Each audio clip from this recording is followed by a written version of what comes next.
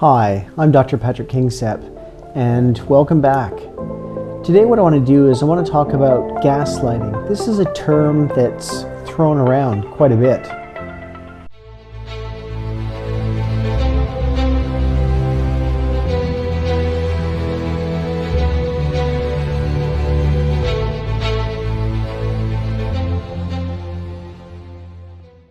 Now, have you heard of that term, gaslighting, before?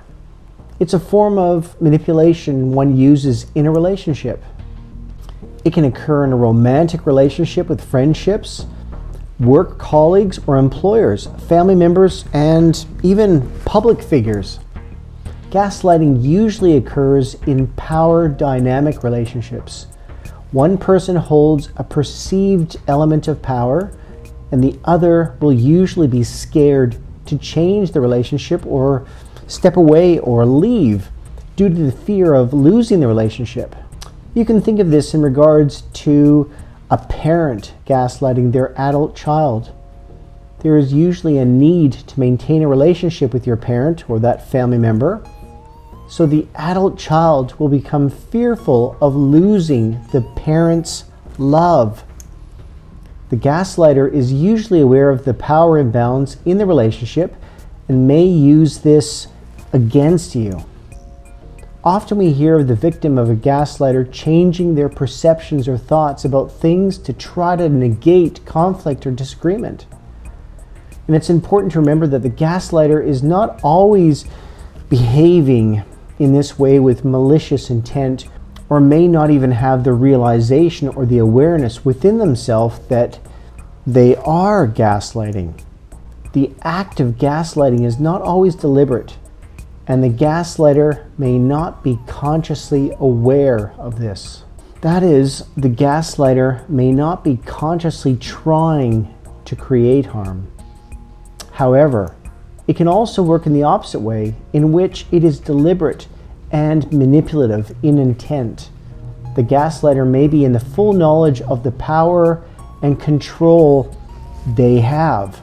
Common ways of gaslighting another person can be to deny the victim's experience by saying things such as, that's not the way it happened, or I wouldn't tell you lies, why are you starting to question me, or you're too sensitive, why are you getting upset about this, it was nothing, or that's not the way it happened, it happened this way, or come on, I never said that.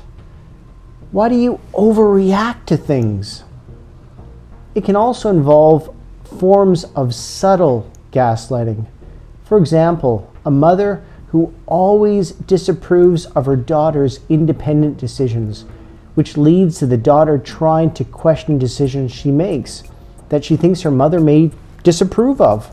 It may not be the mother's conscious intent to control her daughter's every decision, but by being overly critical and disapproving, she is doing so. Another example is of a popular student at a high school employing behavior that causes another student to start to question their perceptions and feelings in situations at school.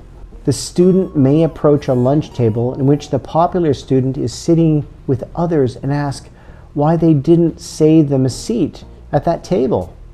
The popular student may respond, "You're always so sensitive about everything. Why do you make a big deal about things? I didn't even see that. You didn't have a seat here."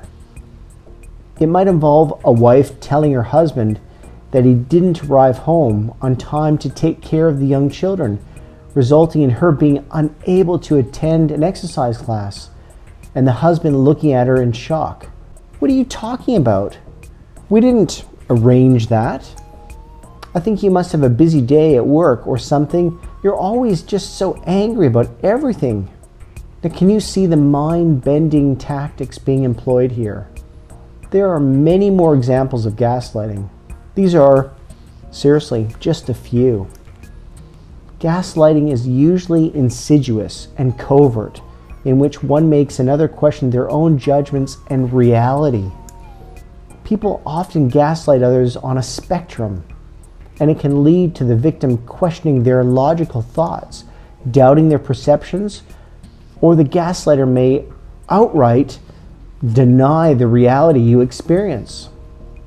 Usually the person being gaslighted will start to wonder if they're going crazy. It can begin with seemingly small attempts to make you question your judgment and can quickly snowball. It might result in you having difficulties with decision making on a daily basis, losing your once clear mind, reduced focus, and also your sense of well-being. So where does the term gaslighting come from? Good question. The term gaslighting originates from a 1938 British play and film called Gaslight. Now, this chilling mystery play focuses on a man who, in a scheme to have his wife committed to an insane asylum, he does this such that he can steal her valuable jewels. He gradually convinces her that she's losing touch with reality each and every time the husband turns the light on in the attic in his quest to find the jewels. The gas lights in the other parts of the house dim. This is where the term gaslighting originates, because when his wife calls him out on this trickery, this dishonesty, this deception, he persuades her that the lights in fact did not dim, but then convinces her that rather she is losing touch with reality. No matter whether it's in a so-called friendship, a marriage between a leader and the population at large, or elsewhere, it's important to be aware of the red flags that you or someone you know might be a target and victim. This is the first step in getting out of the insulting, cruel, and toxic situation. It's quite likely we have all been gaslighted one time or another, maybe by an employer at work or a colleague, but it's also quite likely many of you will be gaslighted by someone close to you. And this is what makes it so important to know how to identify when this toxic technique is being applied to you. Shut it down and minimize the psychological impact on your life. When gaslighting continues over time, it can have a long-term impact on our emotional, our psychological, and physical well-being. All of this is important, yet some important questions remain. Firstly, how does someone become a gaslighter? How can you spot when it happens to you? And once you identify it, how do you deal with it? This is what we will be covering in the next video, so stay tuned. Thanks very much for watching, and please comment, subscribe to this channel, the Mind Life Flow channel, as well as make sure the notifications bell is on such that you can receive notifications that I've sent out or published a new video that may be of interest to you. Bye for now.